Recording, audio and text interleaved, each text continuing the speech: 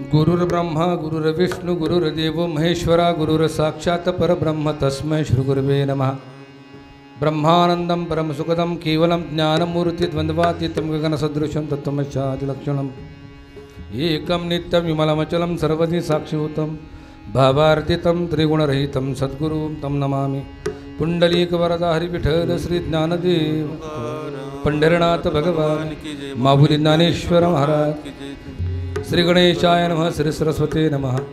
ओम नमोजी सद्गुरुनाथा आपल्या चरणी माझा माथा वचन ऐकावे कमलापती माझी रंकाची विनंती कर जोडी तू कथी काळी आपण असावे जवळी पांडुरंगा करू प्रथम पांडुरंगा करू प्रथम नमन पांडुरंगा करू प्रथम नमन पांडुरंगा करू प्रथम नमन सरे चरण सताजिया तुझे चरण संताजिया तुझे चरण संताजिया पांडुरंगा करू प्रथम नमन दुसरे चरण संतांच्या त्यांच्या कृपादाने कथेचा विस्तार बाबाजी सद्गुरु दास तुकाजयांचे केले या स्मरण होय सकळ विद्येचे अधिकरण तेची बंधू चरण श्री गुरूंचे वक्रतुंड महाकाय सूर्यकोटी समप्रभ निर्विघ्नं कुरु मे देव सर्व कार्येषु सर्वदा ऐशी याचा पदर धरा ऐशी याचा पदर धरा ऐशी याचा ऐशी याचा ऐसियाचा पदर धरा ऐसियाचा पदर धरा ऐसियाचा ऐसियाचा जेण देव येईल घरा जेणे देव येईल घरा ऐसे पदराचे धनी ऐसे पदराचे धनी येईल घरा जेणे देव येईल घरा ऐसे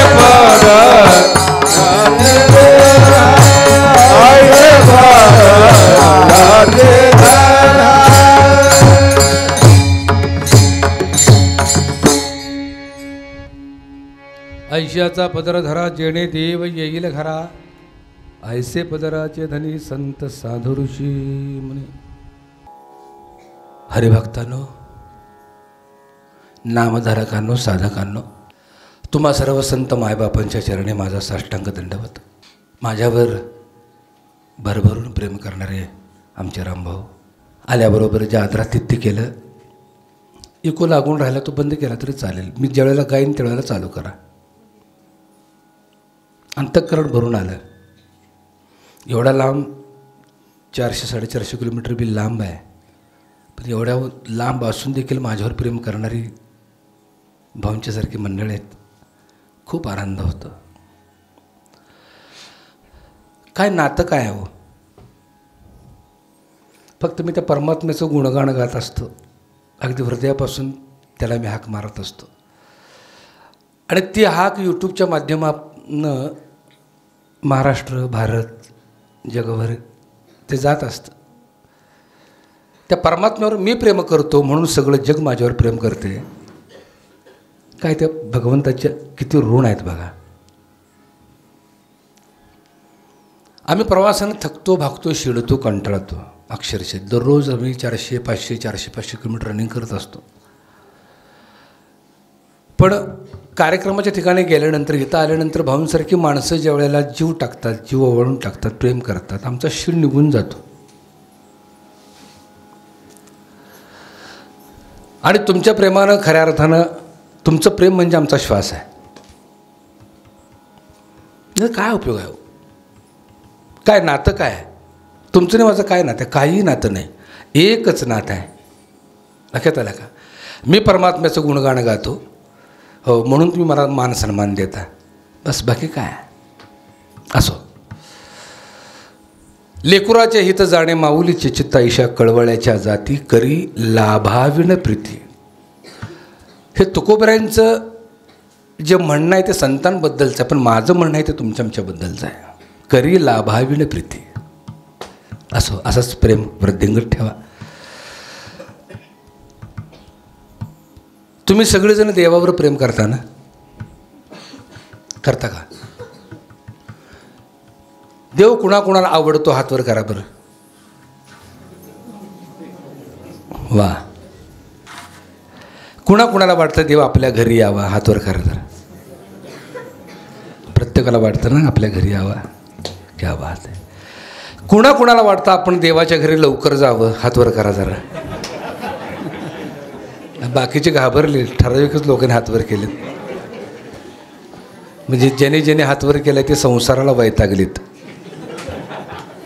देवा घेऊन जा रे बाबा. आमच्या आईनं तर 2-2 हातवर केलेत, लवकर ने. छान. थोडंसं उंच असतं तर बरं झालं असतं, म्हणजे आमच्या आईसाहेबांना दिसत नाही आहे ते. असं असू दे. मी खाली बसून कीर्तन सेवा का करतो त्याचंही कारण सांगतो, गैरसमज व्हायला नको. की 2 वर्षापूर्वी माझी हृदयावर शस्त्रक्रिया झालेली आहे. मी नाचून कीर्तन करायचो. म्हणजे महाराष्ट्रामध्ये नाचून कीर्तन परंपरा सुरू केली खऱ्या अर्थानं मी. पण बरोबर मला 2021ला 13 एप्रिल 2021ला कोरोना झाला. आणि तो कोरोना होता जवळजवळ 15 स्कोअरचा. मी 13 दिवस हॉस्पिटलमध्ये होतो. आणि दररोज मला 5 इंजेक्शनं आणि 25-30 गोळ्या दररोज. किती दिवस? 13 दिवस. हे 2021ला मी कोरोनात अडकलो. औषधोपचार करून बाहेर आलो हॉस्पिटलमधनं. आणि 22 फेब्रुवारी 2022ला मला ब्लॉकेजेस झाले. हे साईड इफेक्ट कशाचे होते माहिती आहे का? कोरोनाचे जे मी इंजेक्शन्स वगैरे घेतले आणि ते गोळ्या घेतल्या त्याचा परिणाम मला साईड इफेक्ट झाला आणि ब्लॉकेजेस झाले. मला अटॅक याची तशी काही गरजच नव्हती, पण कोरोनानं माझा घात केला. तेव्हापासून डॉक्टरनं सांगितलं बाबा तुम्हाला बसून सेवा करावी लागेल. आता तुमच्या सर्वांची कृपेने मी बरा आहे, पण ती सवय लागली आता बसून कीर्तन करायची. उभं राहून मला बोलताच येत नाही आता. जवळजवळ 2.5 वर्ष झाली त्या गोष्टीला. त्यामुळे सर्वांची मी माफी मागतो. विठाल विठाल.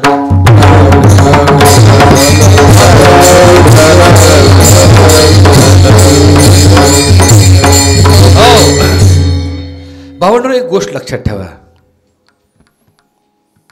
देवाच्या घरी जाणं आणि स्मशानभूमीत जाणं ह्या 2 गोष्टी वेगळ्या आहेत.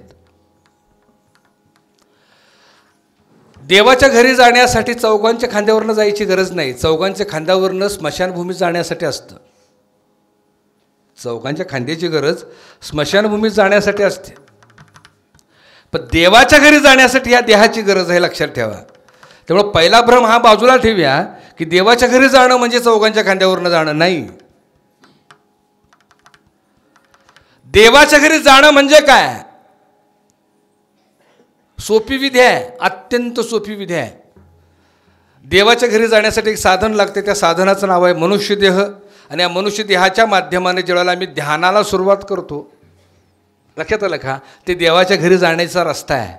ध्यान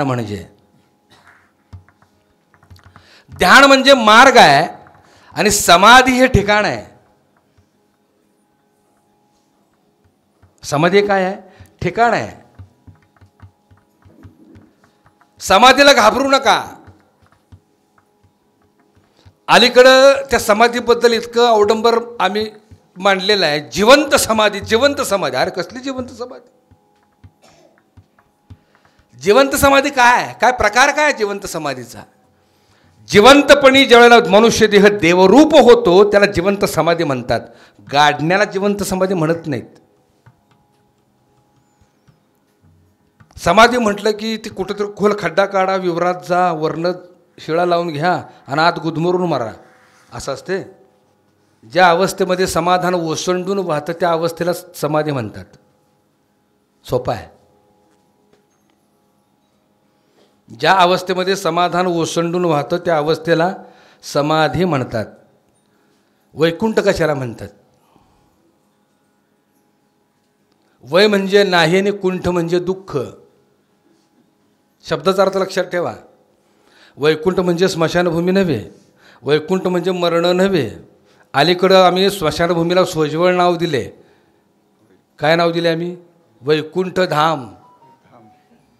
आणि खरं सांगू बाबा, त्या वैकुंठाचा आणि त्या स्मशानभूमीचा खाडे मात्र संबंध नाही. कुठल्या महाभागाने त्याला नाव दिले कोणास ठाऊक. स्मशानभूमी आहे ती बरी आहे हो. वैकुंठ म्हणजे वय म्हणजे नाही आणि कुंठ म्हणजे दुःख. ज्या अवस्थेमध्ये दुःखाचा लवलेशही नसतो अशा अवस्थेला वैकुंठ म्हणतात. भूमिका समजून घ्या. मोक्ष कशाला म्हणतात? आतून मरण्याला मोक्ष म्हणतात. मोक्ष, वैकुंठ, समाधी, परमानंद, निजधाम ही सगळी वेगवेगळी नावं आहेत, पण अवस्था ह्या सगळ्यांची एकच आहे.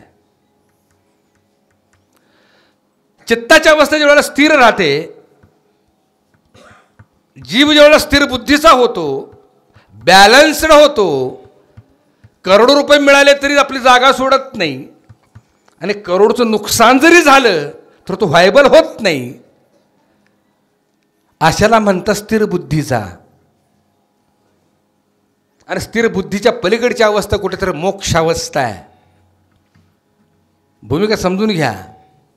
आणि ती मोक्षावस्था प्राप्त करण्यासाठी आतून मरावं लागतं. बाहेरून मरण्याला मृत्यू म्हणतात, आतून मरण्याला मोक्ष म्हणतात. आता काय मंडळ म्हणतील, महाराज आतून मरणं म्हणजे काय हो? हे आतनं कसं मरायचं असतं? आतून मरणं म्हणजे आतल्यांशी कनेक्टिव्हिटी, संबंध तोडणं. आत कोण कोण आहे? बाहेर जशी ही सगळे आहेत ना, ह्याच्या अनंतपटीनं आत आहेत. आणि ती सगळी नातेवाईकच आहेत. त्या नातेवाईकांशी कॉन्टॅक्ट तोडायचा आहे. कोण कोण आहेत? काम, क्रोध, मोह, मत्सर, अहंकार, दंभ, छळ, कपट, द्वेष, निंदा, आशा, तृषा, कल्पना, कामना, वासना, भावना, इच्छा, तृषा, तमन्ना, संकल्प, विकल्प, भेद, खेद, संशय, हे सगळे आत आहेत. आणि आतनं ही मागण्या मागतात. आणि त्यांच्या मागण्या पूर्ण करण्यासाठी आम्ही बाहेर प्रयत्न करत असतो. आत्म इच्छा प्रबल होत जाते, ती मागणी करते की मला काय नाही, आलिशान बंगला पाहिजे. ऐपत नसताना बँकेचं लोन घेऊन कर्ज काढून आम्ही बंगला बांधतो आणि आयुष्यभर हप्ते फेडण्यातच मरतो. हो, शेवटचा हप्ता भरतो ना भरतो तो उचकी येते याला. म्हणजे आतून इच्छा प्रबल होत जाते आणि तिच्या पूर्ततेसाठी आम्ही बाहेर कर्म करत असतो. सुख आहे का दुःख आहे?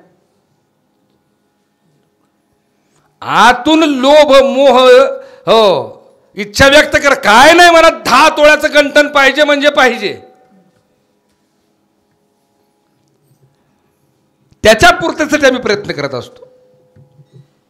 आत्म काम जागा होतो, काम विकार.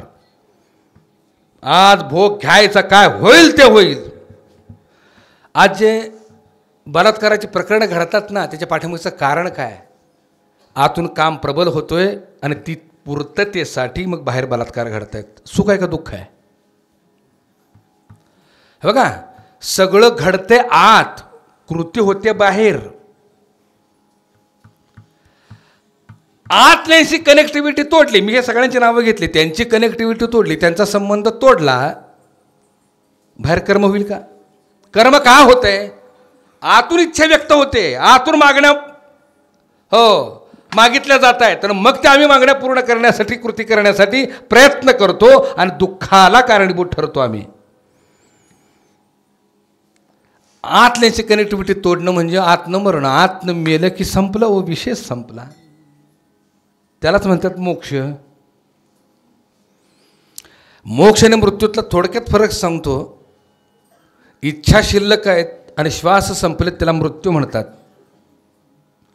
आणि जिथं श्वास शिल्लक आहेत आणि इच्छा संपल्यात त्याला मोक्ष म्हणतात. विठ्ठल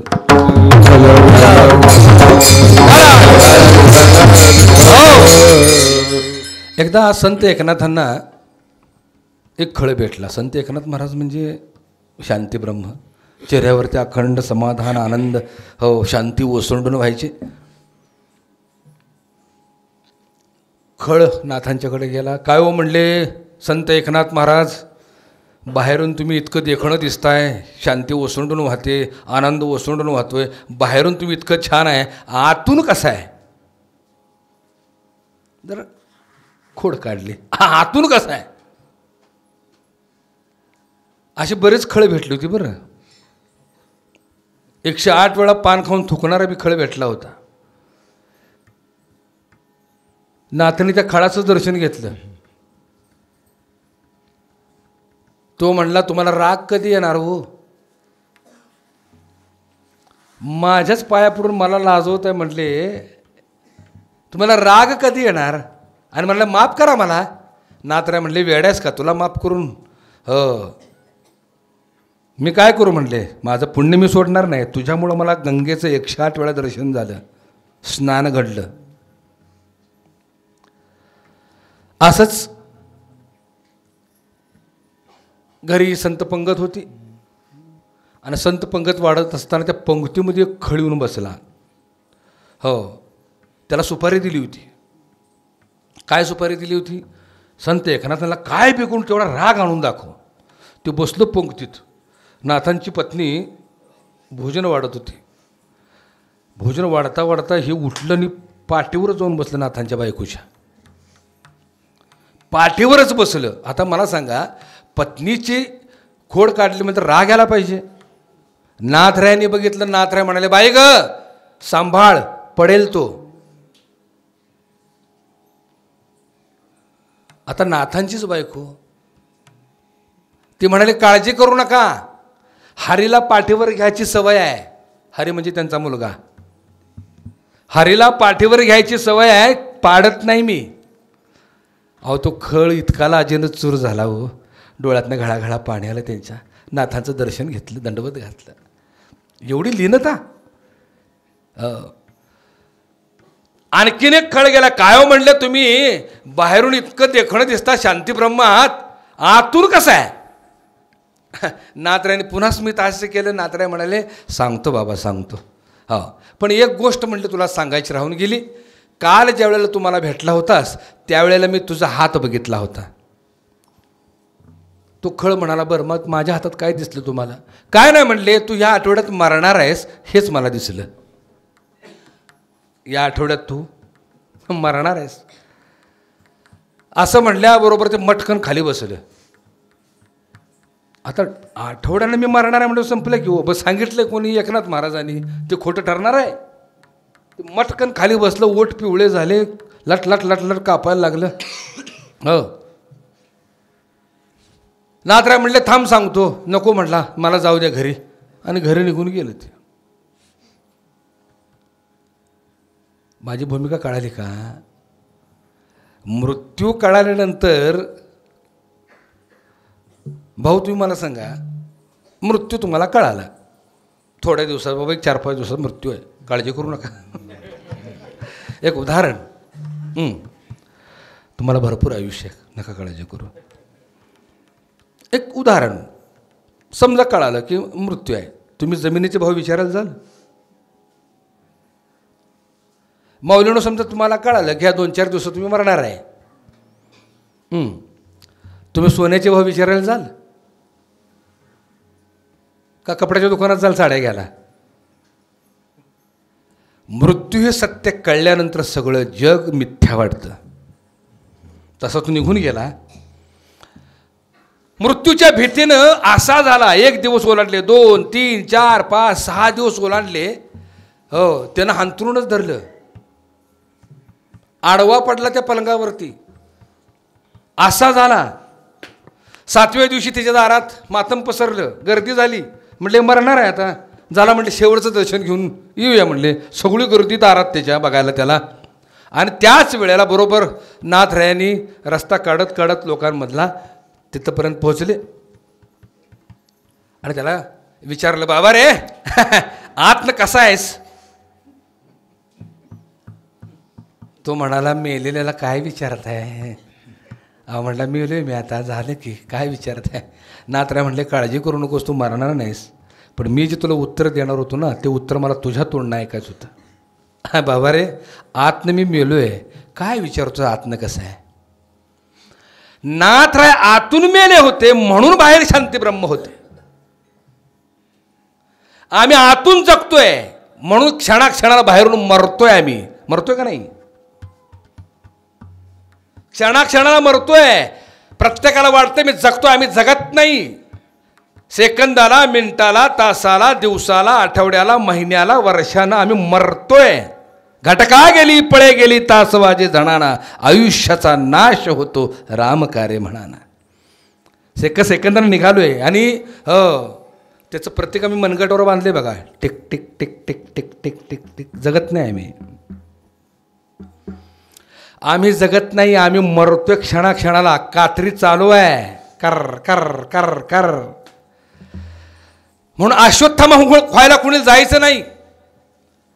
बरं, हा जन्म मिळाला तो असा तसा मिळालेला नाही. अनंत जन्मामध्ये थोडं थोडं थोडं थोडं पुण्य करत करत करत करत करत 83,99,999 योन्या पालत्या घातल्या. तेव्हा कुठं हा 84 विलक्ष योनी म्हणजे मनुष्य देह मिळालेला आहे.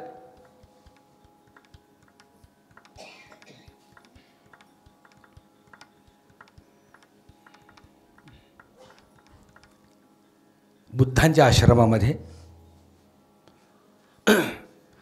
बुद्ध पारावरती बसले होते. सकाळची सोनेरी किरणं अशी पडली होती.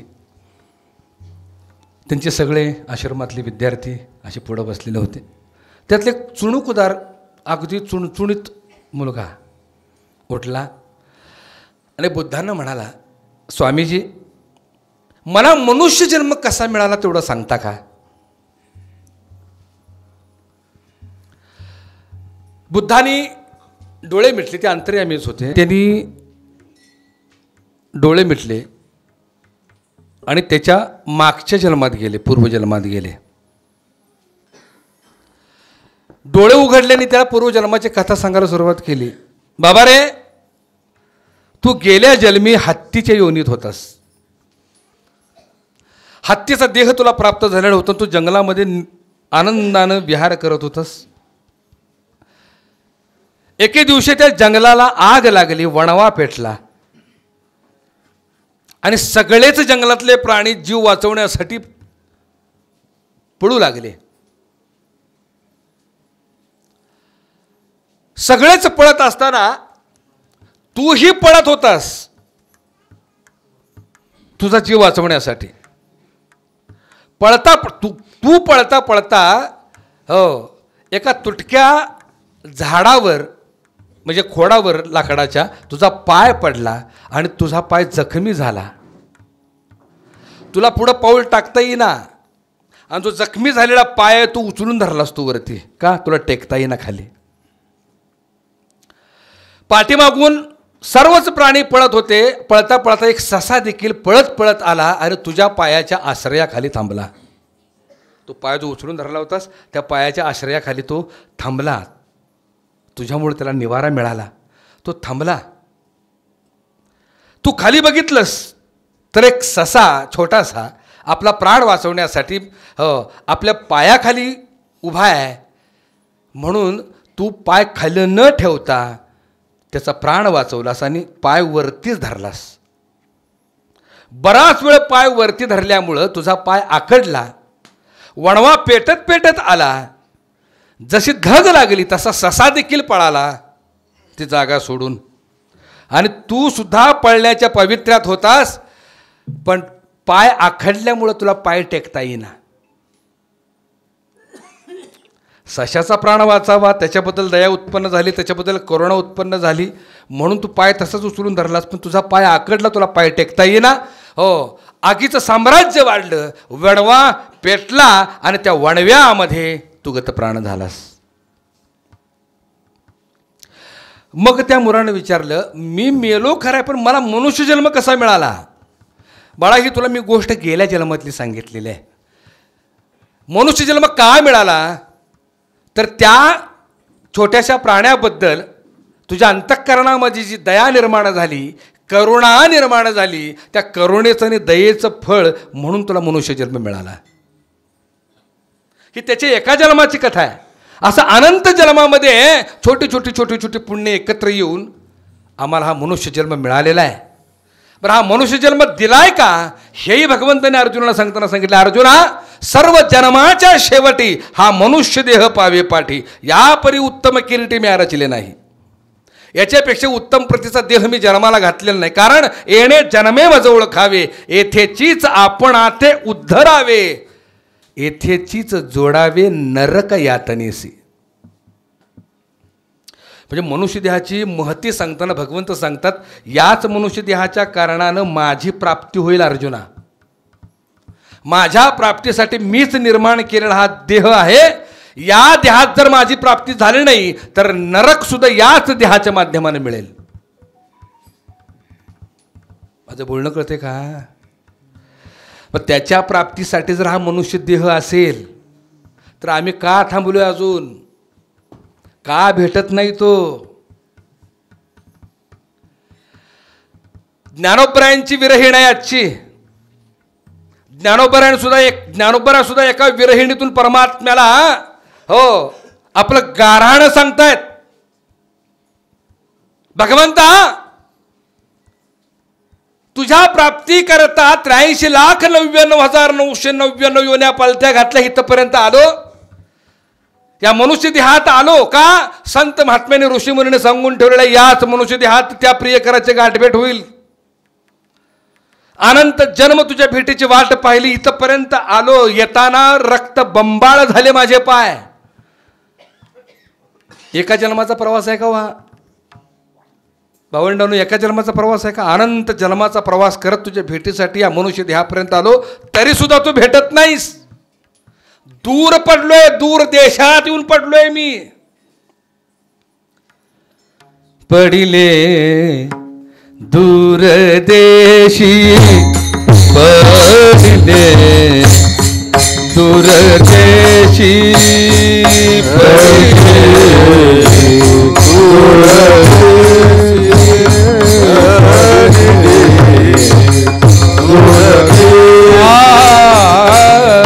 पडिले दूर देशी, पडिले दूर देशी, पडिले दूर देशी, पडिले दूर देशी. मज आठवे मानसी, मज आठवे मानसी. नको नको हा वियोग, नको नको हा वियोग. कष्ट होता ती जीवाती, पडिले दूर देशी, पडिले दूर देशी. दीन तैस रजनी, दीन तैस रजनी, झाली गे माये. अवस्था लावून गेला, अवस्था अवस्था लावून गेला, अजूनी कान पडिले दूर देशी, पडिले दूर देशी, पडिले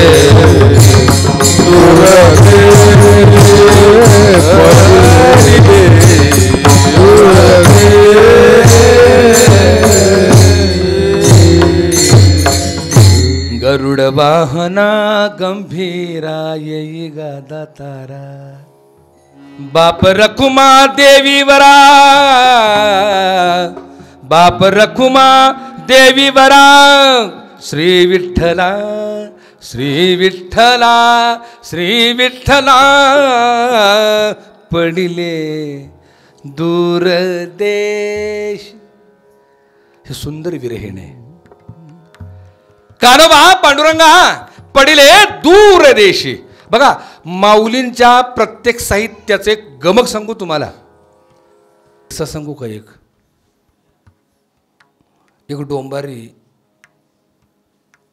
दोरी उड्या घेत होता. त्याची बायको ती ढंभरांग डोंगरांग ढंभरांग ढंभरांग वाजवायची आणि ती दोरीवर 40-40 फूट भाऊ उडी मारायची. तो डोंबार 40-40 फूटवर. त्याचा खेळ बघायला 5-6 चोर आले. दिवसा काय काम आहे चोरांना. ते आली खेळ बघितला आणि हे म्हटलेलं का ही फायद्याच आहे ह्याला नेऊया. माहीत आहे तुम्हाला पत्री बी सांगतो. डील करायला गेले. काय रे बाबा म्हणले आमच्याबरोबर चोरी करायला येतोस का. तू म्हटला येतो की. मला किती देणार. तू म्हटला चोरीचं निम्म तुला आणि निम्म आम्हाला. तो खुश झाला. बरे म्हटला निम्म मिळतात काय जायला हरकत आहे. मग ह्याने एक 4 मजली बंगला निवडला चोरीसाठी सावकाराचा. सुमसाम रात्रीच्या 2 वाजलेल्या. हो किर्र शांतता निरव शांतता. आजूबाजूला कोणीच नाही. चोर म्हटले डोंबाऱ्या 4थ्या मजल्या उडी मार. ह्यो म्हणला उडी मारतो पण ढोल ग वाजवा. काय वाजवा म्हणजे चोरून पोळीन बोंबलून गुळवली. त्यातला प्रकार झाला ह्यो. त्याला ढोलकं वाजल्याशिवाय उडीच मारता येत नव्हती. तसं मला सुरात वाद्य लागल्याशिवाय पुढंच जाता येत नाही. प्रॉब्लेम आहे. असो पडिले दूर देशी मजा आठवे मानसी नको नको हा वियोग.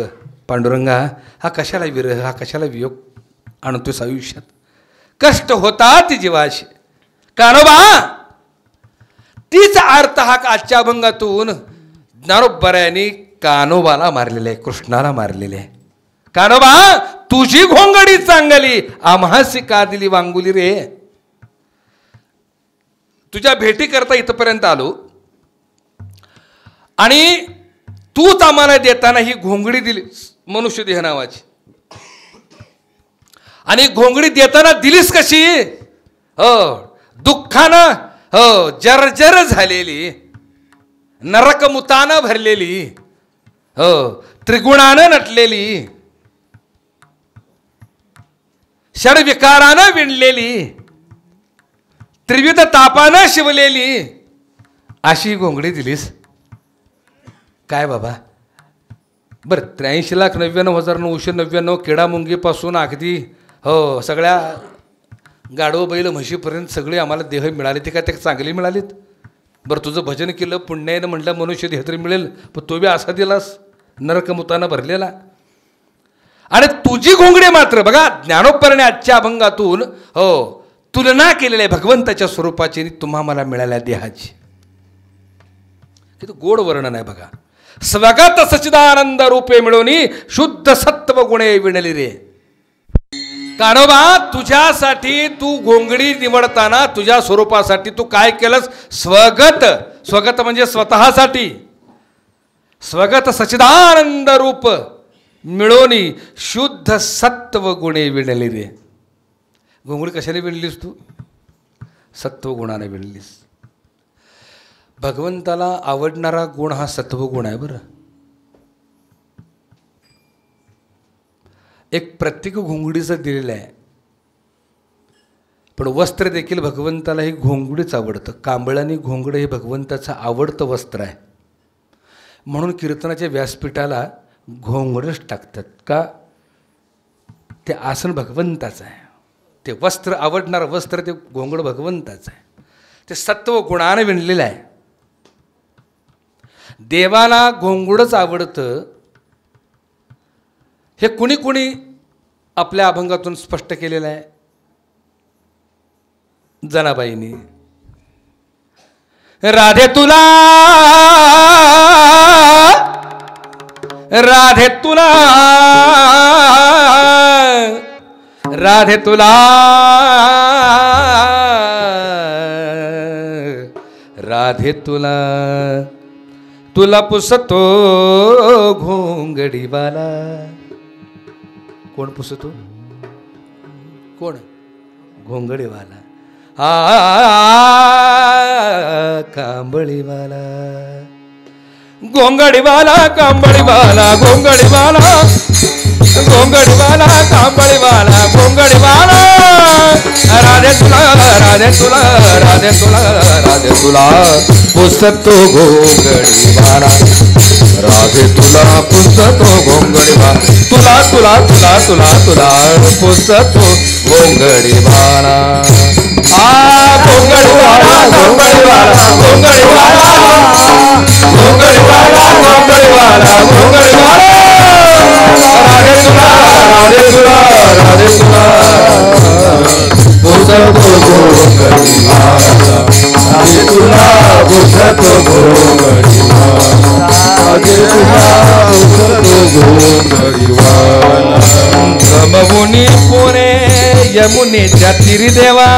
जमवुनी पोरे यमुनेच्या तीरी देवा.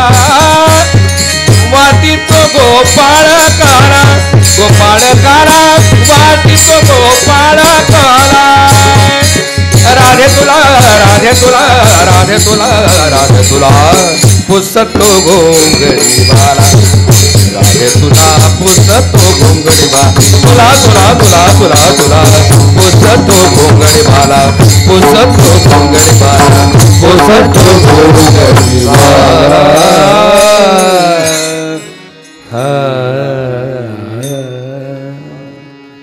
राधे तुला पुसतो घोंगडीवाला. म्हणजे घोंगड हे वस्त्र भगवंताला आवडतं हे त्यातनं सिद्ध होतं. नामदेवरायांचं सुद्धा गोड अभंग आहे, पण तो नामदेवरायांनी लिखाण करताना कर्नाटकी ढंगात लिहिलेला आहे. देरना देरना देरना देरे दिकी बाबा को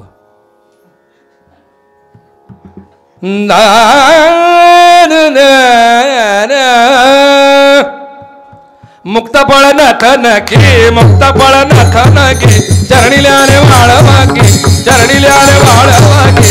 पीतांबन अंग धागे पीतांबन अंग कृष्णम्मा माझी कृष्णम्मा कृष्णम्मा माझी कृष्णम्मा. कांद्यावरी कांबळी कांबळी कांबळी कांबळी कांद्यावरी कांबळी.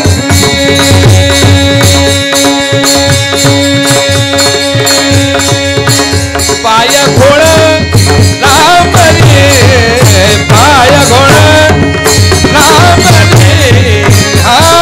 पांघरणी धाबळी कृष्णम्मा माझे पांघरणी धाबळी कृष्णम्मा माझे कृष्णम्मा माझी कृष्णम्मा कृष्णम्मा माझी कृष्णम्मा. आहा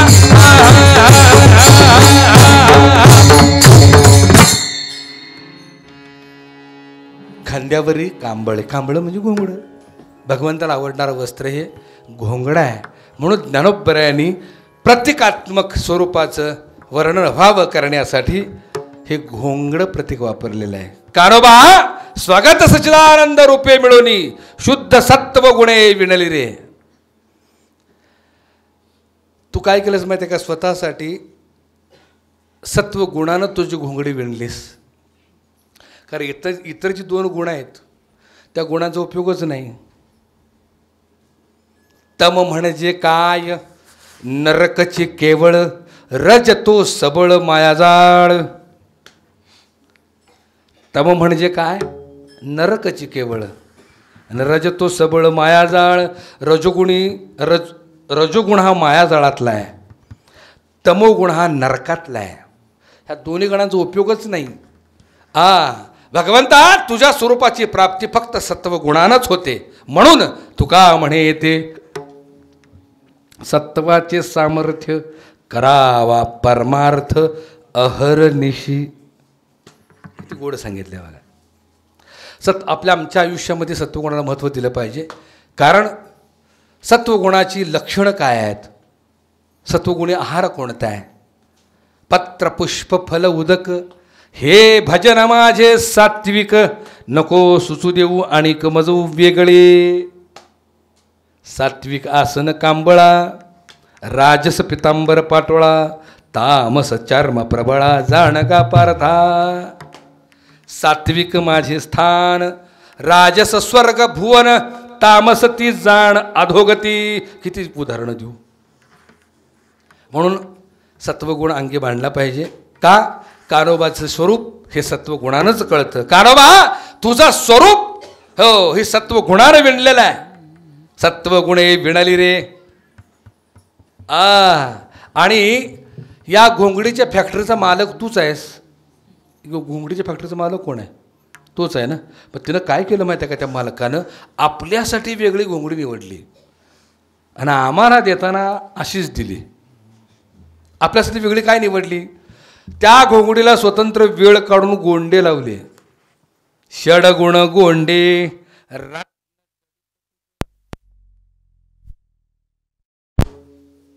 श्याम सुंदरा शोभली रे. षडगुण गोंडे म्हणजे कोणकोणते आहेत. जसं घोंगडीला गोंडे असतात ना, तसंच भगवंतानी स्वतःच्या घोंगडीसाठी स्वतंत्र गोंडे विणले. गोंडे कोणकोणते ते गोंडे, षडगुण ऐश्वर्याचे, यश श्री औदार्य सामर्थ्य ज्ञान आणि वैराग्य हे षडगुण गोंडे कानोबा तुझ्या घोंगडीला तू लावलीस. आणि आम्हाला देताना कशी दिलीस, कशी दिलीस. षडविकार षडवैरी मिळून तापत्रये विणली रे. नवा ठाई फाटून गेली तित्वा आम्हासी तिथली रे कानोबा. आम्हाला देताना तुझी षडगुणानं विणलीस आणि आमची षडविकारानं. कोण कोण आहे त्यात, काम क्रोध मोह मत्सर अहंकार आणि दंभ हे षड वैरी जे आहेत ते जन्माला घालतानाच्या घोंगडी बरोबर तू पाठवून दिलेस. ते काय सुखानं जगून देत आहेत. तापत्रये विणाली रे. तुझी घोंगडी विणताना सत्व गुणे विणाली रे, आमची विणताना तापत्रये विणली रे. तापत्रय म्हणजे त्रिविध तापानं. त्रिविध ताप माहीत आहेत का.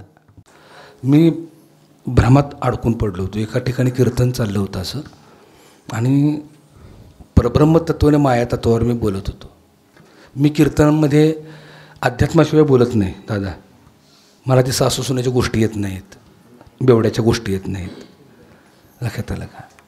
सासरा जावायच्या गप्पा येतच नाहीत आपल्याला. हो, बेवड्याच्या कथा, व्हॉट्सअपचे जोक, हे कीर्तनाचं व्यासपीठ यानंच बरबडले अलीकडं, आणि ते मला येत नाही. आणि काय झालं माहिती आहे का, हे तुमच्या कानावर पडून पडून आध्यात्मिक कीर्तनं पडली की पेंगतेतच. आणि माझं एक भाऊ दुखणं सांगू का, मला 1 वर्ष बोलवतात, परत बोलवत नाहीत. हे माझं दुखणं आहे. का बोलवत नाहीत कोणास ठाऊक. बरोबर आहे ना, हे हसवत नाही कशाला बोलवता याला. कारण कीर्तनाचं हासच करून टाकले सगळ्यांनी.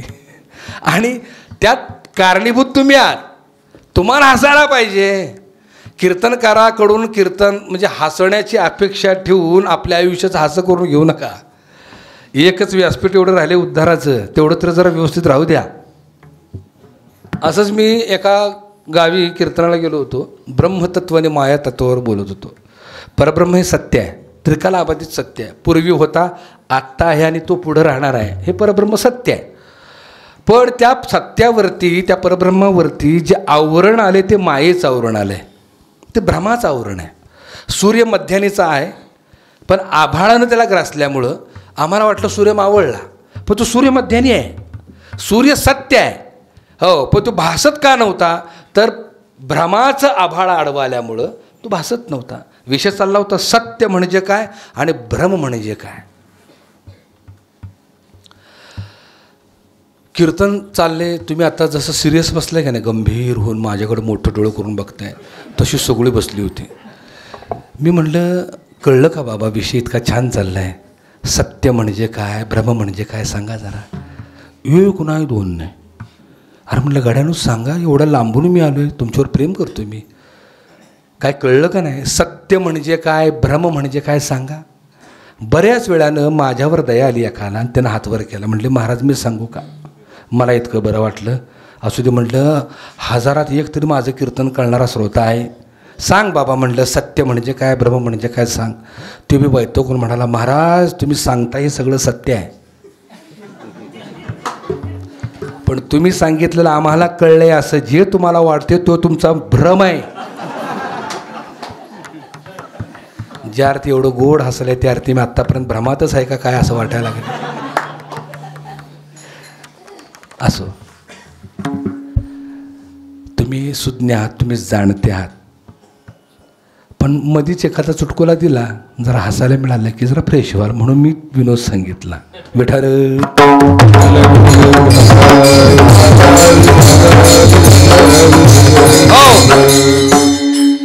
त्रिविध ताप माऊलीनं सांगा बरं, माहीत आहेत का, कोणाला माहीत आहे त्रिविध ताप, हातवर करा.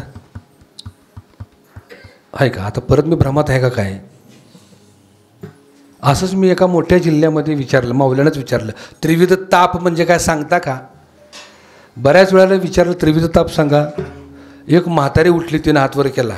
म्हातारी उठली तिथनं आराडलीच ती, हो. ती म्हणली, बुवा तुझं त्रिविध ताप ठेव बाजूला, तुला बोलवून जो पश्चाताप झालाय तुला मोठा झालाय. तिनं ताप सांगितलाय, पण कुठला सांगितला, पश्चाताप सांगितला. त्रिविध ताप म्हणजे काय, आदिदैविक, आदिभौतिक आणि आध्यात्मिक असे 3 ताप आहेत की या घोंगडी बरोबर आम्ही घेऊन आलोय. या घोंगडी बरोबर तापत्र ये विणाली रे. आता त्रिविध ताप सांगतो, मला अर्ध ठेवून चालत नाही. त्रिविध ताप म्हणजे काय, आदिदैविक ताप, आदिभौतिक ताप आणि आध्यात्मिक ताप. आदिदैविक ताप म्हणजे काय, आता ते तापाचे लक्षण सांगतो. जन्माला येतानाच मुक, जन्माला येतानाच आंधळं, जन्माला येतानाच बहिर, जन्माला येतानाच नाक आणि तोंड एक, जन्माला येतानाच ओठ फाटलेलं, जन्माला येतानाच कान नसलेलं, जन्माला येतानाच तिरळं, हो, जन्माला येतानाच खोबळं, जन्माला येतानाच मोठ्या डोक्याचं, जन्माला येतानाच पांगळं, जन्माला येताना लुळं, जन्माला येतानाच खेकड्याच्या चालीचं. हे जन्माला येतानाच. काही सुज्ञांना प्रश्न असा निर्माण होईल, अरे ह्यानं काय पाप केलंच नाही बघा, ही दुःख कधी भोगावी लागतात पाप केल्यानंतर. अरे जन्माला आलंच नाही, अजून काय केलंच नाही तरी ह्याच्या मागणे दुखणं का. त्याच्या पाठीमागचं कारण आहे, या जन्मातलं दुःख नाही, गेल्या जन्मी जे केलंय त्याचं फळ आहे. पूर्वजन्मी पाप केले हे बहु विस्तारिले, पूर्वजन्मी पाप केले विषय सुख नाशिवंत सेविता तिमिर कोंदारे.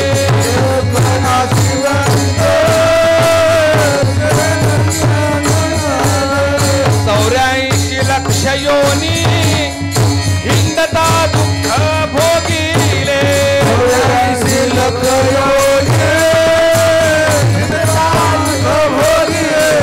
ज्ञान दृष्टी हरपली दोन्ही नेत्र आंधळे,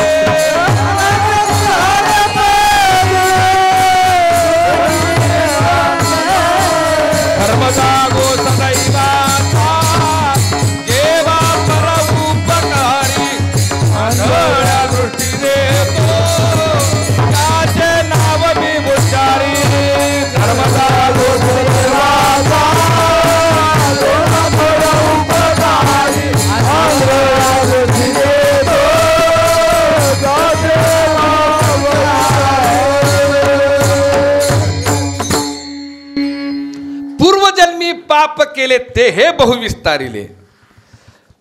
गेल्या जन्माची पापं केली ना, विषय सुख नाशिवंत, जे नाशिवंत विषय सुख आहे तेच आम्ही काय केलं, सेवन केलं. सेविता तिमिर कोंधले, समोर अंधार निर्माण झाला. 84 लक्ष योनी हिंडता दुःख भोगिले. 84 लक्ष योनीतले जे पापाचे झालेले संस्कार आहेत, त्या संस्काराचा अर्क म्हणजे या जन्मात हे आदिदैविक तापाला सामोरं जाणं आहे. कळलं का? लक्षात ठेवा, हे आदिदैविक ताप आहेत. आदिभौतिक ताप म्हणजे काय? आदिभौतिक ताप म्हणजे भौतिक परिस्थितीतून मला झालेला त्रास, त्याला आदिभौतिक ताप म्हणतात. दुसऱ्याकडून जो त्रास होतो त्याला आदिभौतिक ताप म्हणतात. तो का होतो? आमच्या जीवनामध्ये, आमच्या आयुष्यामध्ये, हो दैनंदिन जीवनामध्ये सावधानतेनं पावलं टाकत नाही. आम्ही आयुष्यामध्ये बेसावधपणे वागतो आणि त्याचं फळ दुःख रूपानं, भौतिक रूपानं आमच्या वाट्याला येतं. भूमिका समजून घ्या. आता ही आदिभौतिक ताप कोणते आहेत? कड्यावरून पडून मरणं, बिल्डिंगवरून पडून मरणं, भूकंपात गाडून मरणं, पुरात वाहून मरणं, विहिरीत बुडून मरणं, ॲक्सिडेंट होऊन मरणं, आगीत जळून भस्म होणं, वीज पडून मरणं, श्वाक लागून मरणं, दुसऱ्याने खून करणं, विंचू चावणं, सर्प चावणं, व्याघ्र सिंहादी श्वापदांपासून मरणं. ही सगळी ताप आहे ती कशाची आहेत? आदिभौतिक ताप आहे, दुसऱ्याकडून झालेले ताप आहेत.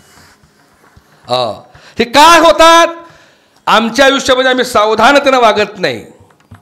प्रत्येक पाऊल जागृत अवस्थेत टाकायला सांगितले संतांनी. उठा, जागे व्हा रे. आता आम्ही झोपलो नाही, पण डोळ्यावर जी झापड आलेली आहे ती झापड बाजूला करायला पाहिजे. उठा, जागे व्हा. का? पावलाला मरण आहे. भूमिका समजून घ्या. आणि जागृत अवस्थेत प्रत्येक पाऊल टाकतो ना त्यावेळेला आदिभौतिक ताप होणारच नाही. भूमिका समजून घ्या. एक छोटंसं दृष्टांत देतो. एकानं बैल पाळला होता. तो होता बुजरा. बुजरा म्हणजे कळलं का? काय? भेनारा. बाकीच्यांना कळलं नाही? कळलंय ना? मला माहीत आहे प्रत्येक 20 किलोमीटरवरती भाषा बदलती, प्रांत बदलतो नाही का, रूढी बदलतात, रिवाज बदलतात नाही का, परंपरा बदलतात. आमच्या तिकडं कराड तालुक्यामध्ये माणसं मेल्यावर जाळण्याची प्रथा आहे. ते सगळीकडेच आहे ना. फक्त तुम्ही सावध जागर राहो म्हणून हसवतोय. विठाल विठाल.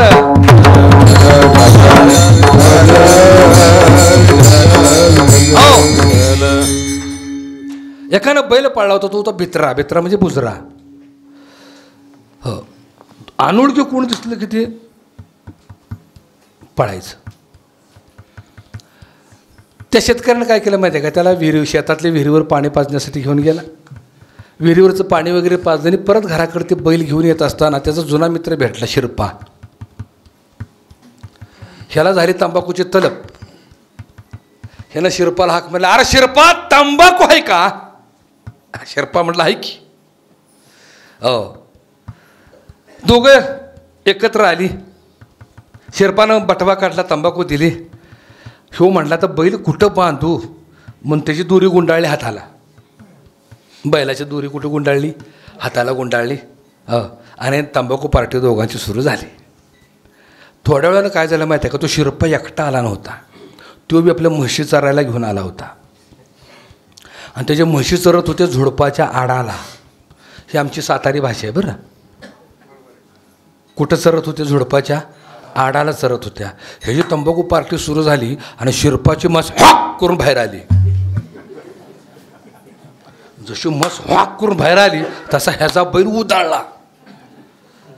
ह्यानं बांधला होता कुठं, ह्याला घेऊन गेला.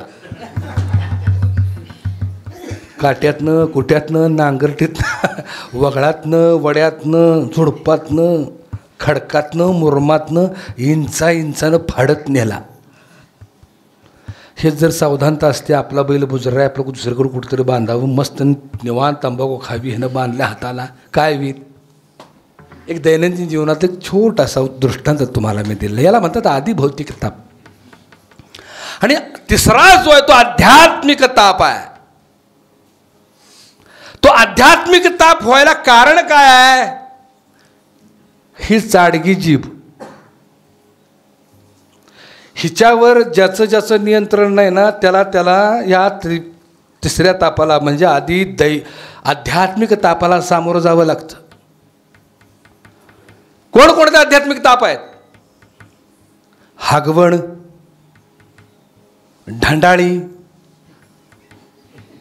वांती, उलटी, आकडी, पित्त, अल्सर, खोपऱ्या, मांजऱ्या, पोटतिडीक, नाही का.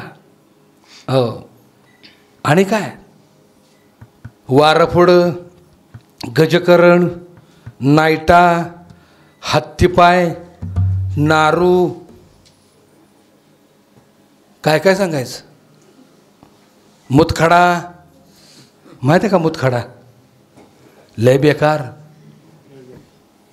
लय वाईट. एवढंच असते होती, पण ती जर झालं तर गडाबडा लोळायला होते. ती रस्ता बघत नाही, घर बघत नाही, बाजार बघत नाही, चौक बघत नाही, दार बघत नाही, काय नाही, कुठं बी लोळायला होतं ती. हो, बरं एवढा पोटतिडकनं का सांगतो माहिती आहे का. त्या फेजमधनं मी बी गेलो आहे.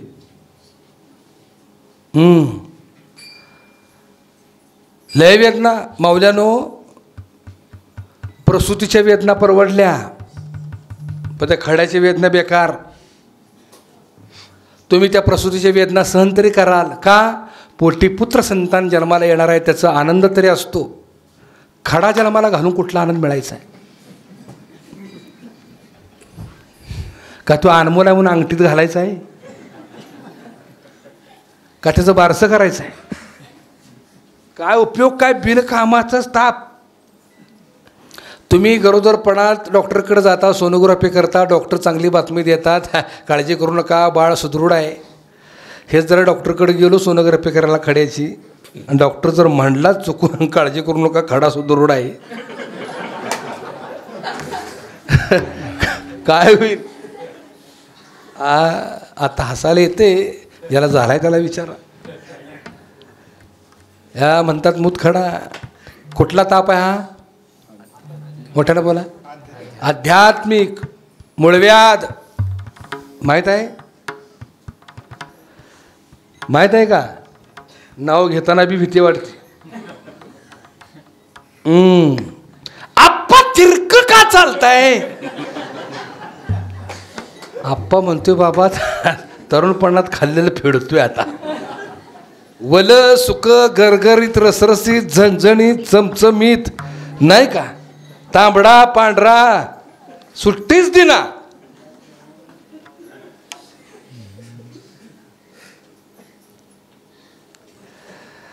घडले एक प्रसंग सांगतो. काय झालं, कॉलेज जीवनामध्ये असताना वाहनं काय नव्हती, एसटीनंच प्रवास हो सगळा. मी जरा चुणचुणीत होतो, आणि पूर्वी सकाळी संध्याकाळी एसटींची बी काय गर्दी नाही. एक वेळ एसटी यायची, त्यामुळे एसटीला गर्दी प्रचंड असायची. कॉलेज सुटल्याबरोबर मी एसटीत असा स्टँडवर एसटीत असं गडबड करून घुसून आत बसायचो. बाहेरनं लोक काय करायचे माहिती आहे का, जागा धरण्यासाठी कोण रुमाल, कोण पिशवी, असं काहीतरी मोकळी पिशवी वगैरे देतं. कशासाठी, खिडकीतनं जागा धरणे, जागा धर बाबा माझी एवढी. एके दिवशी मी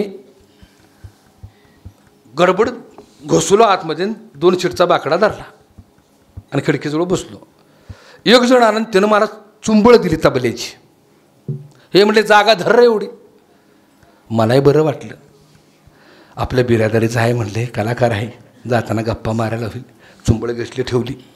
हो, आणि इष्टी भरली न ती शेवटी आलं. आल्याबरोबर त्याला विचारलं, राम राम, आज कोणीकडे कार्यक्रम? तो म्हटला, कसला कार्यक्रम? अहो तबल्याची चुंबळ दिली आहे तुम्ही मला, तुम्ही तबल जे आहे नव्हता लेखा, कशाचा तबल जी आयुष्याचा तबला झालाय. म्हटलं झालं काय, चुंबळीशिवाय बसायला येत नाही.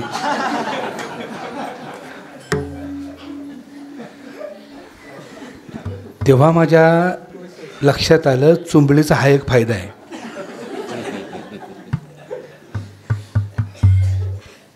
चुंबळ का घ्यायला लागते माहिती आहे का? हिच्यावर नियंत्रण नसल्यामुळं.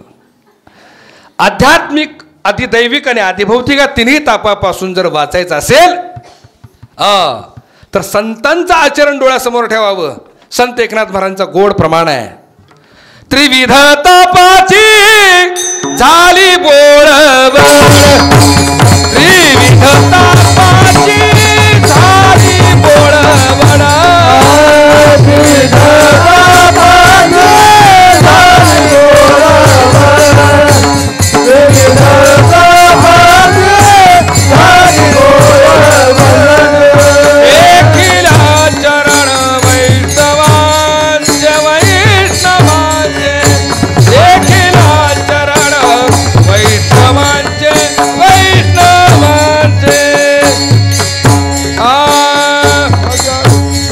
त्यासी आलिंगन द्यावे मजवाने, त्यासी आलिंगन द्यावे. एकिला चरण वैष्णवांचे वैष्णवांचे, एकिला चरण वैष्णवांचे वैष्णवांचे, मजवाने त्यासी आलिंगन द्यावे, मजवाने त्यासी आलिंगन द्यावे.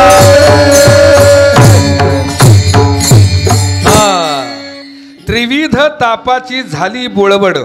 पण कधी? देखिल्या चरण का आचरण.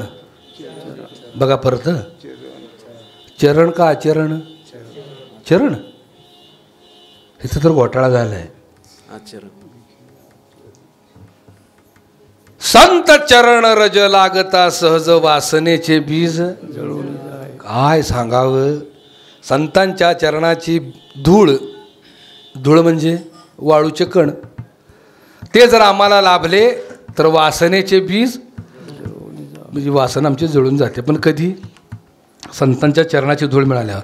चंद्रभागेच्या वळवंटाला आत्तापर्यंत एक तर जातीवंत संत येऊन गेला असेल ना, त्याच्या चरणस्पर्शानं ती वाळू पवित्र झाली असेल का नाही? पांडुरंगाचं दर्शन कोण घेतो? सगळ्यांनी वाळूचीच तस्करी सुरू केली असती.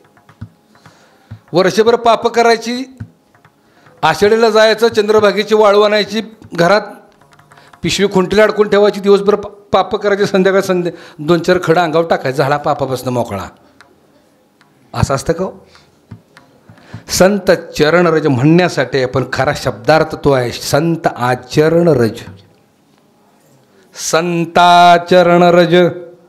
बघा, संत साहित्य मस्त संतांनी पोट तिडकीनं तुम्हाला समजवण्याचा प्रयत्न केला, पण इतकं बी सोपं करून नाही सांगितलेलं. त्यांनी मेखा मारून ठेवलेले आहेत. एक मराठीत म्हण प्रचलित आहे बघा, तुमच्याकडे आहे की नाही मला माहीत नाही, पण आमच्याकडे आहे, ज्ञानोबाची मेख. तुमच्याकडे बी आहे ज्ञानोबाची. ज्ञानोबाने बी एवढं बी सोपं करून सांगितलेलं नाही का, महती कळावी आणि ते कळण्यासाठी सद्गुरूचे पाय धरावेत. एका जनार्दनी मार्ग हा उलटा, जो जाणे तो सद्गुरूचा बेटा. भूमिका समजून घ्या. म्हणून मेखा मारून ठेवलेले आहेत. संत चरण नाही, संत आचरण रज. संतांच्या आचरणाचा थोडासा भाग आम्ही जर अनुभवास आणला तर वासनेचे बीज जळून जाय. तसं संत नाथरा सांगताना सांगतात, त्रिविध तापाची झाली बोळवण. पण ती बोळवण कधी होईल? देखिल्या चरण का आचरण? आता सांगा बरं. देखिल्या आचरण वैष्णवांचे. संत महात्म्याचं वैष्णवांचं आचरण जरी डोळ्यानं आम्ही पाहिलं तरी सुद्धा ह्या त्रिविध तापाची बोळवण होईल, नाही होतील. हे नाथराय सांगतात. कानोबा षड विकार षड वैरी मिळवणी तापत्रये विणले रे. तुझी मात्र घोंगडी अखंड आहे. तुझी घोंगडी कशी आहे? अखंड आहे. तुझ्या घोंगडीचं माप काढणारा टेलरच अजून जन्माला आलेला नाही. अर्जुन टेलर व्हायला गेला होता. अर्जुन 10व्या अध्यायामध्ये टेलर व्हायला गेला. देवा म्हटला सगळं मी मी मी मी म्हणतोस, तू आहेस तरी केवढा. देव म्हणले तुला नाही माझं मोजमाप करता येणार. नाही ना म्हटले मी काढणारच, म्हणून टेप बाहेर काढला. हो आणि मोजायला गेला. अरे ते देव म्हणाले अर्जुन अरे काय काय लहान मुलासारखं करतोस. माझं नाच स्वरूप कुणालाच कळालेलं नाही अजून, नाही का? कुणालाच कळालेलं नाही. मी अनाद आहे, मी अनंत आहे, मी व्यापक आहे. हे म्हणले कुठला अनाद आनंद व्यापक? देवकीच्या पोटी लहानाचा मोठा होताना आम्ही तुला बघितलाय. कोण म्हणते? अर्जुन. भगवंतानी 11व्या अध्यायामध्ये विश्वरूप दर्शन दिलं आणि विश्वरूप दर्शन बघायला गेला. अर्जुन पालता पडला, कळलंच नाही. खाली बघायला गेला माप सापडेना, वरतीपर्यंत पाहायला गेला माप सापडेना. अहो जबड्यातच अनंत ब्रह्मांडाचा वास. जबड्यातच अनंत ब्रह्मांड दिसली. अर्जुनाला कळायचं पण झालं जबड्यात नुसते जर ह्याच्या अनंत ब्रह्मांड असतील, हा केवढा आहे? पालता पडला. माप काढायला गेला, जमलं नाही, कोणालाच जमलं नाही. आलं का लक्षात? तसं अखंड व्यापक असं तिची घोंगडी. काढोबा तुझी अखंड घोंगडी आहे. पृथ्वी आपला आप, तेजला तेज, वायूला वायू, आकाशाला हे एकमेकाला कनेक्ट आहेत. आम्हाला देताना मात्र एवढंसं चिरगुट दिलेस 3.5 हाताचं. हे किती हाताचं चिरगुट आहे? 3.5 हाताचं चिरगुट दिलेस ती दिलेस. 9 ठिकाणी फाटकी. हे किती ठिकाणी फाटलेले आहे? 9 ठाई फाटून गेली ती त्वा महासी दिली रे. इथून वर 7 ठिकाणी आणि इथून खाली 2 ठिकाणी, अशी 9 ठिकाणी फाटकी घोंगडी दिलीस. कानोबा तुझी घोंगडी चांगली आम्हासी का दिली वांगुली रे. विठोबा रखुमाई जय जय विठोबा रखुमाई. विठोबा रखुमाई जय जय विठोबा रखुमाई. जय जय विठोबा रखुमाई. विठोबा रखुमाई. विठोबा रखुमाई. विठोबा रखुमाई. जय जय विठोबा रखुमाई. जय जय विठोबा रखुमाई. जय जय विठोबा रखुमाई.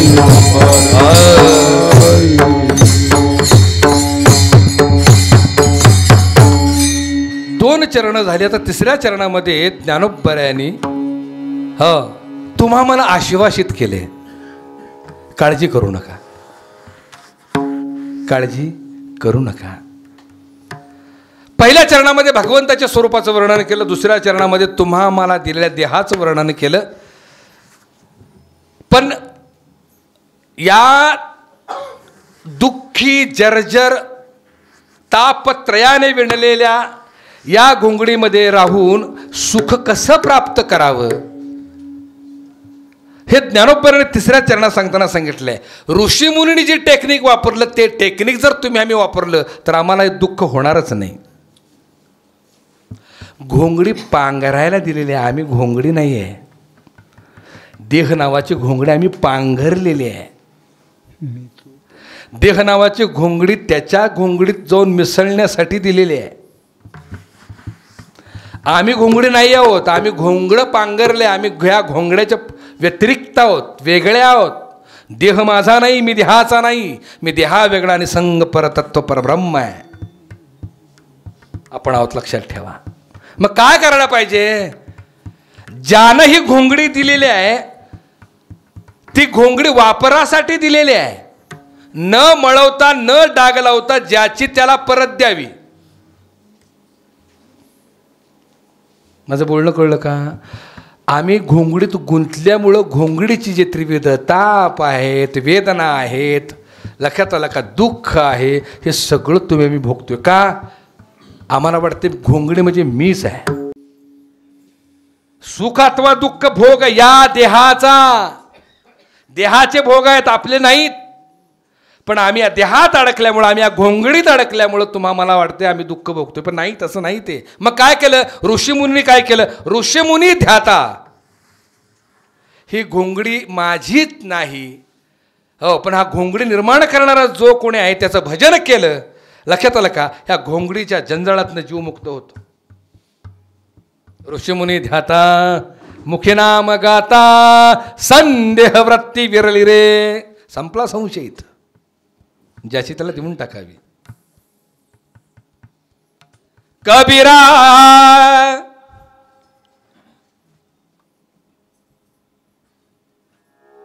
जब हम पैदा हुए जग हंसे हम रोए, ऐसी करनी कर चलो हम हंसे जग रोए. चदरिया, ज्ञानोबराने जसं याला घोंगडीची उपमा दिली तसं कबीरांनी याला चादरीची उपमा दिली. चदरिया झिनी रे झिनी, हे राम राम रस भीनी. चदरिया झिनी रे झिनी, हे राम राम चदरिया झिनी रे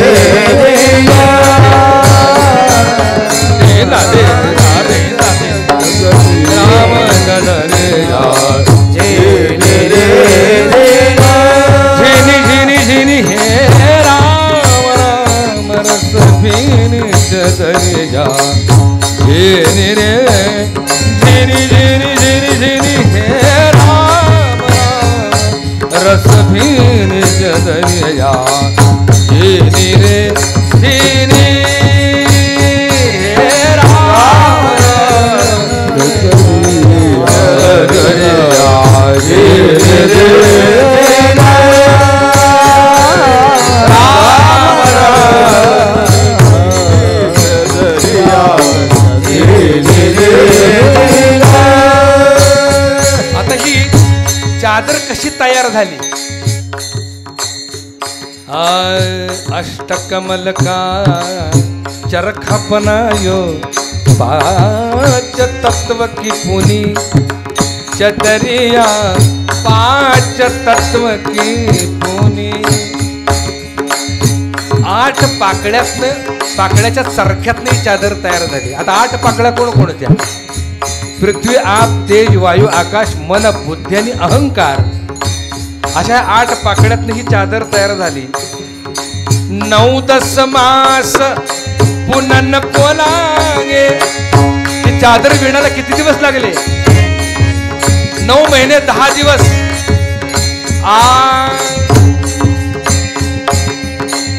9-10 मास पुनन को लागे, दिन दिन मैली कीनी. चदरिया झिनी रे झिनी झिनी झिनी झिनी, हे राम राम रस भीनी. चदरिया झिनी रे झिनी झिनी रे झिनी रे.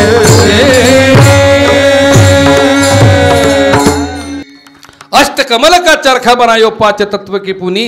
9-10 मास बुनन को लागे, दिन दिन मैली कीनी. चदरिया झिनी रे झिनी. कबीरदास म्हणतात, ए जीवा, ही चादर तुला दिलेली आहे, मग काय करायला पाहिजे? जशी घेतली तशी त्याला दिली पाहिजे. कारण या चादरीचा मालक तो आहे. उपयोगात आणण्यासाठी त्याच्या प्राप्तीकरता ही चादर तुम्हा आम्हाला दिलेलं आहे, घोंगडं तुम्हा आम्हाला दिलेलं आहे. पण दिन मैली केली, दिवसेंदिवस ते मी मळवतो चादर. दिल ही तो आहे. एक चित्रपट होऊन गेला. मला कल्पना आहे फक्त 10 मिनिटं राहिलेत 12 वाजता आपल्याला जन्माष्टमी साजरी करायची आहे. दिल ही तो चित्रपट होऊन गेला. साहिर लुधियानवींनी इतकं सुंदर लिखाण केलेलं आहे. संगीत नौशादजींचं आहे आणि गायले मन्नाडेंनी. आम्ही डाग कसा लावला. आत्मस्वरूप कन्या, त्या कन्येला त्या बापानं या सृष्टीमध्ये धाडलेले आहे. कशासाठी? त्याचं भजन करण्यासाठी. पण आम्ही ते विसरलो. चुनरी में दाग छुपाऊं कैसे, घर जाऊं कैसे, लागा चुनरी में दाग. माहिती आहे का तुम्हाला? लागा चुनरी में दाग छुपाऊ कैसे, घर जाऊ कैसे. कुठली चुनरी, कुठला डाग, कोणतं घर? ऐका.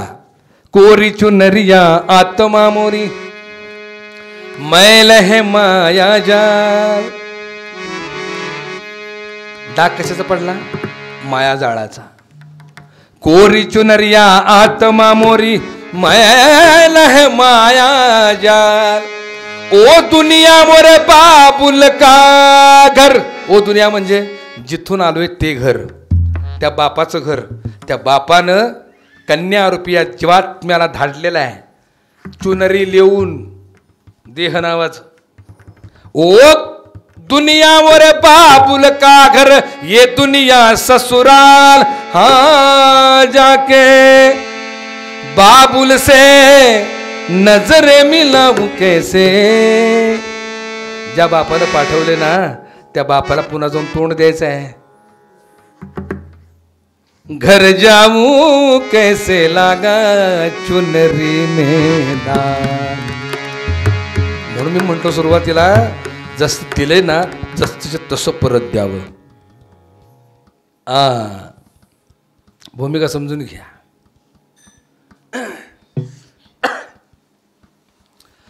मग यातनं मार्ग काय? ऋषीमुनी ध्याता. ऋषीमुनींनी काय केलं माहिती आहे का? संत महात्म्यांनी काय केलं माहिती आहे का? या देहाचा, या घोंगडीचा उपयोग भगवत कार्यासाठी केला, समाजासाठी केला, भक्तीसाठी केला. आणि शेवटी वेळ आल्यानंतर ज्याची त्याला घोंगडी देऊन टाकली. कबीरांच्या दोह्यातच शेवटचं चरण सांगतो, सेवेला पूर्णविराम देतो. झिनी रे झिनी. शेवटचं चरण इतकं सुंदर आहे. चदरिया झिनी रे झिनी, हे राम राम रस भीनी. चदरिया झिनी रे झिनी, राम रस भीनी. चदरिया झिनी रे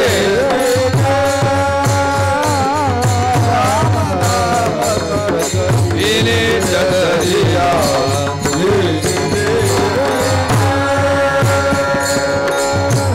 प्रहलाद सुदामाने ओढी, शुकदे निर्मलगिरी. गृह प्रहलाद सुदामाने ओढी, शुकदे निर्मलगिरी. दास कबीरने जतन से ओढी, दास कबीरने जतन से ओढी की की तू कर दीनी.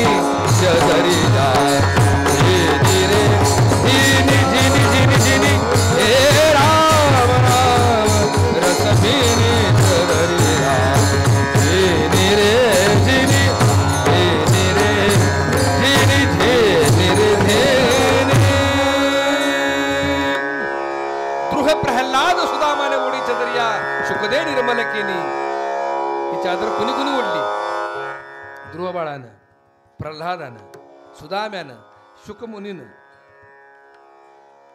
दास कबीरने जतन से ओढी, जू की जू कर दिनी, ज्याची त्याला देऊन टाकली चदरिया झिनी रे झिनी. तसं ऋषीमुनी आता मुखी नाम गाता संदेह वृत्ती विरली रे, बाप रखुमा देवी वर विठ्ठले, चित्पदी वृत्ती मुरली रे, कानोबा तुझी घोंगडी चांगली, आम्हासी का दिली वांगुली रे. ज्ञानेश्वर महाराज ज्ञानेश्वर महाराज ज्ञानेश्वर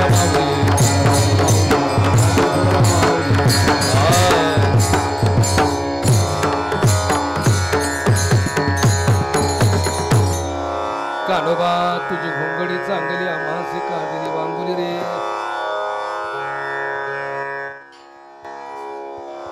तीन ते 4 मिनिटांमध्ये कानोबाचा जन्म होणार आहे. त्या गोपाळकृष्णाचा जन्म होणार आहे. महत्वाची गोष्ट सांगतो. जन्माष्टमी हे एक प्रतीक आहे. व्यासाने त्या भगवंत कृष्ण परमात्म्याचा जन्म अष्टमीलाच का घातला, हा अध्यात्माचा खूप खोल विषय आहे. तो काल्याच्या अभंगातून काल्याचे जे कीर्तनकार आहे त्याचं ते वर्णन करतील. पण मी जन्माष्टमीची वेळ आहे म्हणून एक गोष्ट सांगतो. यदा यदा हि धर्मस्य ग्लानिर्भवति भारत अभ्युत्थानम् अधर्मस्य तदात्मानं सृजाम्यहं परित्राणाय साधूनां विनाशाय च दुष्कृतां धर्म संस्थापनार्थाय संभवामि युगे युगे. खरं सांगू, आईची शपथ घेऊन सांगतो, एवढे 2 श्लोक मला पाठ आहेत. मला संस्कृत येत नाही. हे 2 श्लोक पाठ आहेत. ती बी लहानपणापासून आमचे हे श्लोक कानावर हॅमरिंग केलेले आहेत. जेव्हा जेव्हा धर्मावर संकट येईल त्या वेळेला अवतार घेईन. जेव्हा जेव्हा साधू संतांची निंदा हेटाळली होईल, त्यांना त्रास होईल, हो त्यांच्यावर अन्याय होईल, त्यावेळेला मी अवतार घेईन आणि सगळ्यांचं रक्षण करीन. अजिबात नाही, अजिबात नाही. येणार नाही. तो नाही येणार. तो अवतार नाही घेणार. कारण हे सांगितले 5000 वर्षापूर्वी. अजून का अवतार घेतला नाही? काय राहिले बाकी आता? दररोज पेपर उघडा, बलात्कार, खून, भ्रष्टाचार, लबाडी. ह्या राजकारणी एवढे कोटी खाल्ले, तेवढे कोटी खाल्ले, याला फसवलं, त्याला फसवलं, दरोडे. अजून का येत नाही? धर्म संकटात नाही का आता? आहेच. पूर्वी नव्हता का? होता. पुढे राहणार नाही का? राहणार आहे. मग तो कधी येणार? हा महत्वाचा विषय आहे. भूमिका समजून घ्या. चायना देशामध्ये 7000 वर्षापूर्वी लिहिलेलं पुस्तक सापडलं परवा. 7000 वर्षापूर्वी लिहिलेलं पुस्तक. त्या पुस्तकात काय लिहिलं होतं? खोटं बोलणं पाप आहे, लबाडी करणं पाप आहे, स्त्रीकडे वाईट वासणं पाहणं पाप आहे, नाही का, खून करणं पाप आहे. हे कधी लिहिलं होतं? 7000 वर्षापूर्वी. ज्या अर्थी 7000 वर्षापूर्वी हे लिहिलंय त्या अर्थी हे घडत असावं. घडत असावं का नाही? मग आता घडत नाही का? घडते. पुढं घडणार नाही का? घडणार आहे. मग तो अवतार कधी घेणार? हा मोठा प्रश्न आहे. आम्ही आपलं दुबळं होऊन बसलोय. हो येईल, रक्षण करेल, आमचं रक्षण करेल. अरे कधी करणार रक्षण? एक गोष्ट सांगू, या निमित्ताने एकच गोष्ट लक्षात ठेवा. हे एक प्रतीक आहे. जन्माष्टमीचं जन्मकाळाचं एक प्रतीक आहे. तो अवतार कधीच घेत नाही. त्याचं अवतरण होतं. कुठं अवतरण होतं? तर या गोकुळात. या गोकुळामध्ये त्याचं अवतरण होण्याची वेळ आलेली आहे. गो म्हणजे शरीर, कुळ म्हणजे इंद्रिय. या गोकुळामध्ये त्याचं अवतरण होतं. कुणाच्या कृपेनं? सद्गुरू व्यासाच्या कृपेनं. व्यासरूपी सद्गुरू जोपर्यंत तुमच्या आमच्या आयुष्यात येत नाहीत तोपर्यंत त्या कृष्ण परमात्म्याचा जन्म या गोकुळात होत नाही. त्या व्यवस्थेला अनुग्रह म्हणतात. काय म्हणतात त्या व्यवस्थेला? अनुग्रह. लक्षात ठेवा. अनुग्रहाच्या माध्यमानं त्या श्रीकृष्ण परमात्म्याचा जन्म या गोकुळात घडवून आणणारे सद्गुरू कोण आहेत? तर ते व्यास आहेत. व्यासानी त्याला जन्माला घातलेला आहे. तसं प्रत्येकाला गोकुळ मिळालेलं, त्या गोकुळामध्ये त्याचं अवतरण झालं पाहिजे. अवतार घेणार नाही.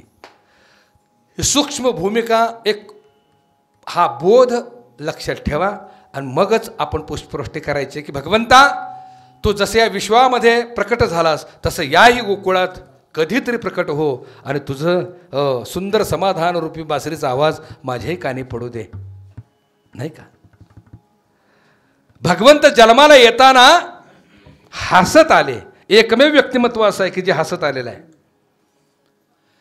भगवंताच्या आयुष्यामध्ये भगवान श्रीकृष्णाच्या आयुष्यामध्ये अनेक दुःखांना सामोरं जावं लागलं, पण सामोरं जात असताना युद्धानं सामोरं कधी गेले नाहीत. हसत हसत सामोरे गेले, बासरी वाजवत सामोरे गेले. इतर दैवतांच्या हातामध्ये शस्त्र आहेत, पण भगवंताच्या हातामध्ये बासरी आहे. आपण एकच गोष्ट ध्यानात ठेवायची आहे की हे तत्त्व ज्यावेळेला मी अंगीकारतो कृष्ण तत्त्व, त्यावेळेला आम्हाला प्रत्येक प्रतिकूल परिस्थितीमध्ये सामोरं जाण्याची शक्ती मिळते. आणि म्हणून भगवंत हसत जन्माला आलेत. तर कोबऱ्याने जन्माचं मुख्य कारण सांगताना सांगितलं जन्माचे ते मुळं पाहिले शोधून दुःखासी. आणि म्हणून तुम्ही आम्ही प्रत्येकजण रडत जन्माला येतो. बरोबर ना? हसत फक्त भगवंत जन्माला आलेत. तो अधिकार त्याला आहे. आम्हाला जर बघा आम्हाला हसत यायला जमत नाही ना, पण हसत जायला तरी जमेल ना. आम्हाला हसत यायला जमत नाही, पण हसत जायला तरी जमेल का नाही? जब हम पैदा हुए जग हसे हम रोए, पण ऐसी करणी कर चलो हम हसे जग रोए. एवढंच एक बोध डोळ्यासमोर ठेवून आपण पुष्पवृष्टी करायची आहे. पुष्पवृष्टीच करता ना? चला. पुंडलिक वरद हरी विठ्ठल श्री ज्ञानदेव पंढरीनाथ भगवान की जय. ज्ञानेश्वर महाराज गोपाल कृष्ण भगवान की जय. ऋषी मुनी ध्याता मुखी नाम गाता, ऋषी मुनी ध्याता मुखी नाम गाता, ऋषी मुनी ध्याता मुखी नाम गाता, ऋषी मुनी ध्याता मुखी नाम गाता. संदेह वृत्ती वीरली रे, संदेह वृत्ती वीरली रे. बाप रखुमा देवी वरु विठ्ठले, बाप रखुमा देवी वरु विठ्ठले, बाप रखुमा देवी वरु विठ्ठले, बाप रखुमा देवी वरु विठ्ठले. चित्पदे वृत्ती मुरली, चित्पदे वृत्ती मुरली रे, चित्पदे वृत्ती मुरली रे. कानोबा तुझे गोंगडी चांगली चांगली चांगली, कानोबा तुझे गोंगडी चांगली चांगली, कानोबा तुझे गोंगडी चांगली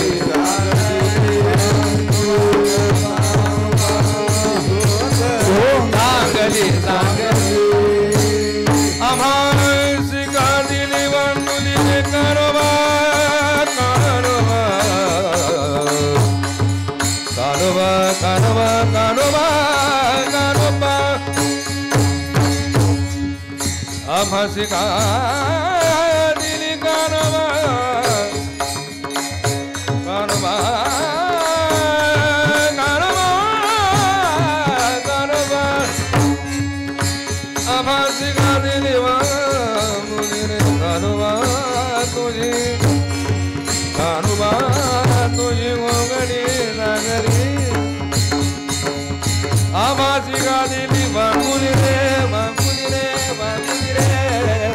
Ganova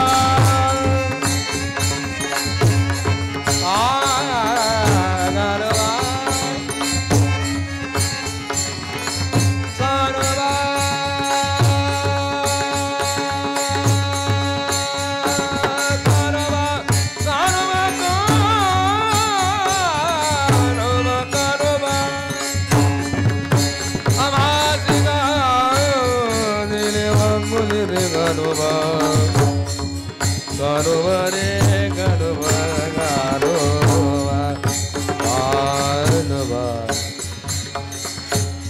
गाणोबा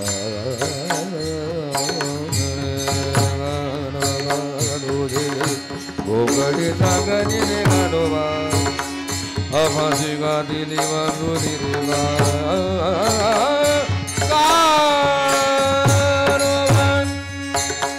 आभासी गादिली वांगुरी रे आभासी गादिली वांगुरी रे आभासी गादिली वांगुरी रे गाणोबा तुझे गोंधळी सागरी सागरी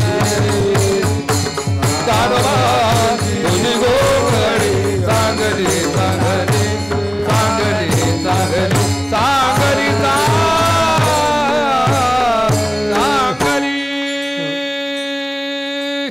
किंबहुना तुमचे गेले धर्मकीर्तन सिद्धीसने रे तेथ माझे उरले पायीकपण करविली तैसी केली कटकट वाकुडे का नीट देव जाणे तुम्हा सर्व संत मायबापांची आज्ञा घेतो सेवेला पूर्णविराम देतो. मला इथून पुढं जवळजवळ 400-450 किलोमीटरचं रनिंग तोडायचं आहे. तुमचे आशीर्वाद असेच माझ्या पाठीस असू द्या. बालक बोबडा बोली का वाकुडा विचूक पाऊली ती चोज करुणी माऊली रिझे जेवी. मूल चुकलं नाही का म्हणून आई जिवे मारत नाही, प्रेमच करते. तद्वत तुम्ही संत मायबाप अखंड प्रेम असंच राहू द्या. झालेली सेवा भगवान श्रीकृष्णाच्या चरणी अर्पण करतो आणि या ठिकाणी मी सेवेला पूर्णविराम देतो. विठ्ठल जय जय विठ्ठल विठ्ठल जय जय विठ्ठल विठ्ठल जय जय विठ्ठल बोलिले पुरे वेडे बापुडे उत्तर